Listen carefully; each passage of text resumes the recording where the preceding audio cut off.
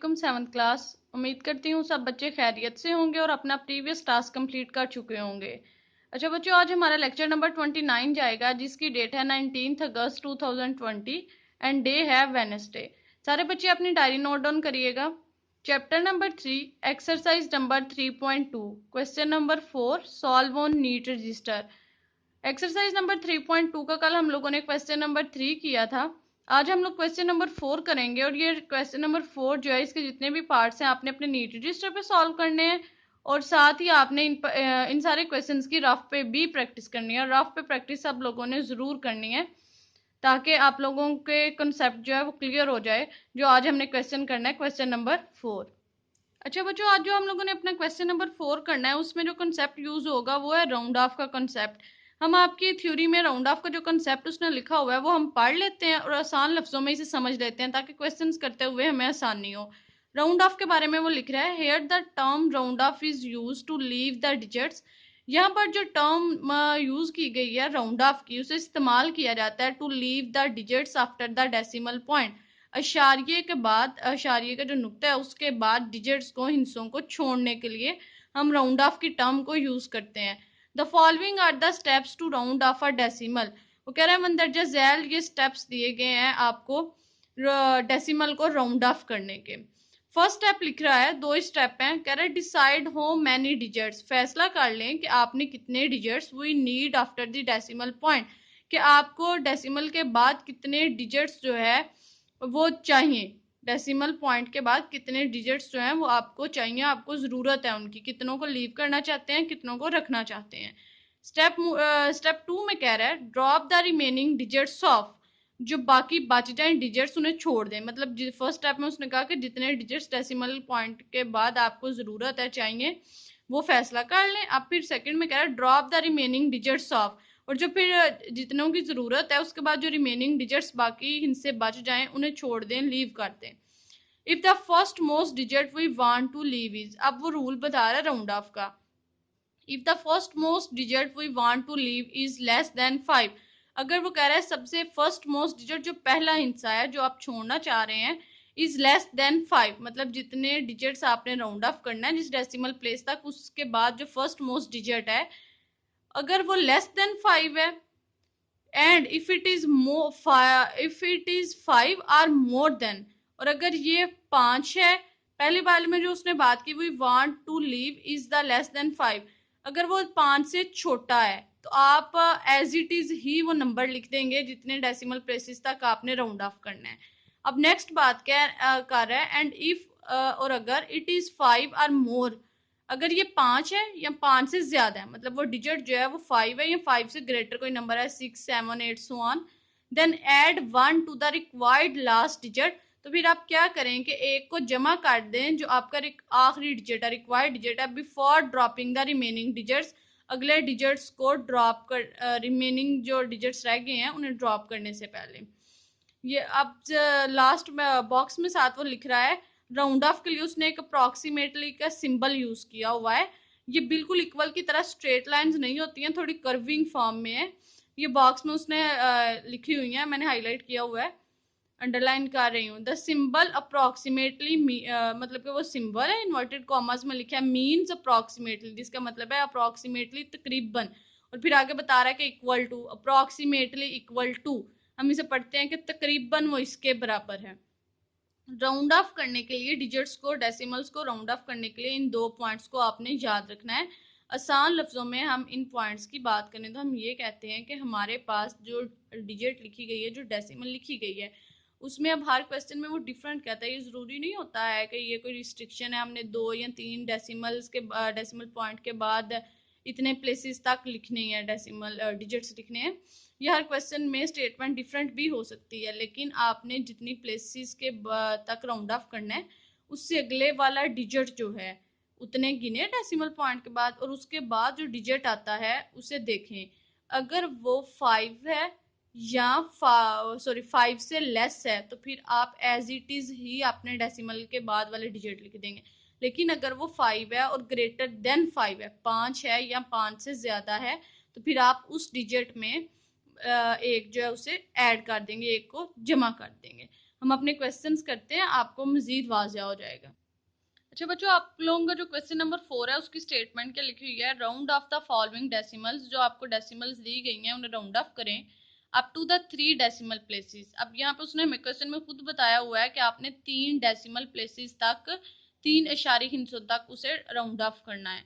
First part देखें question number 4 का, 5.41679 कितने डिजिट हैं डेसिमल के बाद। फर्स्ट ऑफ ऑल तो हम ये बात करते हैं कितने हैं जी, 5 डिजिट्स हैं। अब हमने 3 डेसिमल प्लेसेस तक इसे राउंड ऑफ करना है, तो 3 डेसिमल प्लेसेस कहाँ तक बनती हैं डेसिमल के बाद, एक 4 हो गया, एक 1 हो गया और 6 तक 3 डेसिमल प्लेसेस बनती हैं।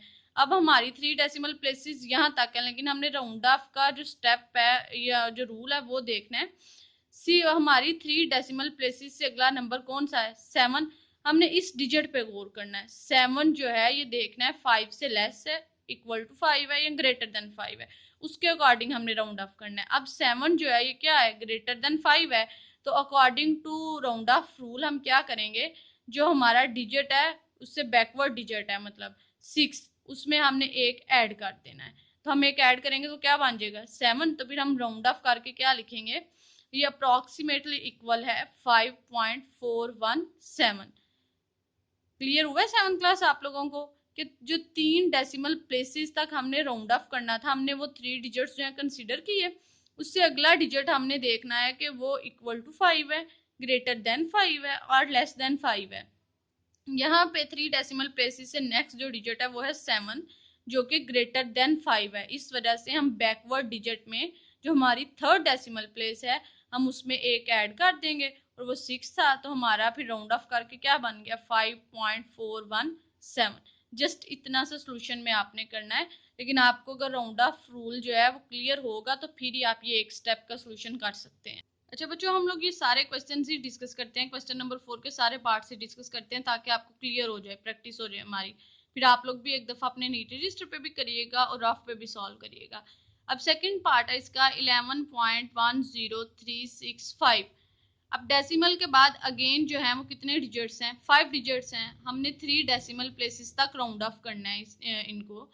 अब आप लोग गौर करें जरा कि डेसिमल के बाद 3 डेसिमल प्लेसेस जो हैं वो कहाँ तक बन रही हैं, 3 तक, 103। अब जो हमारी 3 डेसिमल प्लेसेस 3 तक बन रही हैं उससे नेक्स्ट डिजिट क्या है 6, विच इज ग्रेटर देन 5। बेशक 1 डिजिट ही ग्रेटर है। अब अगर वो ग्रेटर देन 5 है तो हमने अपने फिर बैकवर्ड डिजिट में 1 ऐड कर देना है, तो हमारा 3 में जब 1 ऐड होगा तो क्या बन जाएगा 4। तो फिर हम अपने सोल्यूशन में लिखेंगे 11.10365 अप्रोक्सीमेटली इक्वल टू 11.104। अभी तक हमने फर्स्ट और सेकंड पार्ट किया, दोनों में ही ऐसा था कि हमारे जो डिजिट्स थे वो ग्रेटर देन 5 थे और हमें 1 को ऐड करना पड़ा था राउंड ऑफ करने के लिए। अब नेक्स्ट क्वेश्चन में देख लेते हैं वहां पे क्या लॉजिक यूज करना है। थर्ड पार्ट है 0.92517। फिर डेसिमल के बाद अगेन कितने डिजिट है 5, लेकिन डेसिमल के लेफ्ट साइड पे 0 लिखा हुआ है। समटाइम्स हम ये 0 नहीं भी लिखते, क्योंकि अगर लेफ्ट साइड पे 0 हो डेसिमल से पहले तो वो मीनिंगलेस होता है। हम उसे 0.92517 भी पढ़ सकते हैं, जरूरी नहीं होता कि हम 0 पढ़ें। और अगर डेसिमल हो ही ना फिर वो बिल्कुल वो 0 मीनिंगलेस ही है। अब जब हम इसका सोल्यूशन करते हैं तो हमारी डेसिमल के बाद 3 डेसिमल प्लेसेस तक कितने डिजिट बनते हैं 5 तक। अब आप लोग देखें कि 5 से जहां पे हमने ड्रॉप करना है 3 डेसिमल प्लेसेस तक, उससे नेक्स्ट डिजिट क्या है 1, विच इज लेस देन 5, जो कि 5 से छोटा है। तो फिर हम क्या करेंगे, अगर हमारा वो डिजिट 5 से लेस हो तो हम एज इट इज ही अपना बैकवर्ड डिजिट लिख देते हैं। तो हमने जस्ट क्या लिख दिया 0.92517 अप्रोक्सीमेटली इक्वल है 0.925। मतलब कि जो 5 से नेक्स्ट डिजिट था वो 1 था, विच इज लेस देन 5, जो कि 5 से छोटा है। इस वजह से हमने सिर्फ लिख दिया 0.925। इसी तरह ही आपका फोर्थ वाला पार्ट है 3.10351।